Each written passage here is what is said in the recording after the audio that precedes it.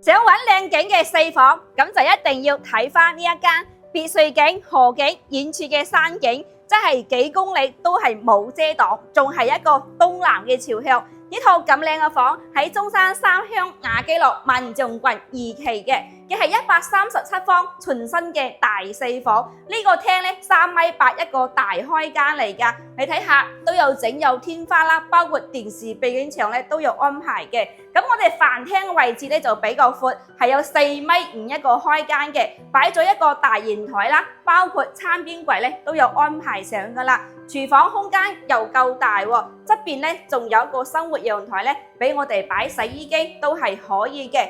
呢套房樓層又靚喎，嘅喺我哋嘅電梯20樓嘅。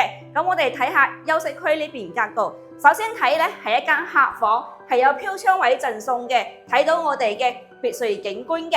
過嚟中間位係一個洗手間個位，都整咗乾濕分區啦。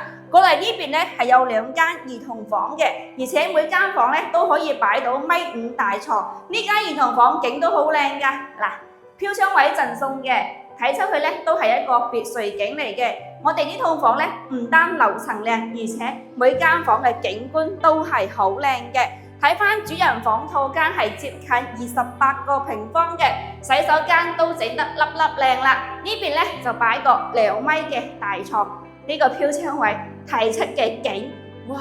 你真係有錢都好難買到東南向咁靚嘅景觀啦。咁呢套房咧，目前嘅價錢咧就係128萬嘅，中山首套咧要俾到19萬嘅首期啦。月供嘅話去到4600蚊，你就可以入手一套靚樓層，而且靚景觀東南向嘅全新大四房啦。咁萬象郡2期樓下咧係有我哋香港直達車嘅，都有 T91嘅上落點嚟嘅。咁樓下咧又係成熟嘅商鋪街，咁平時買嘢食嘢咧落樓下就可以喎。呢套房咧全新裝修好嘅，如果你感興趣嘅話咧，就啲阿太過嚟睇翻呢間啦。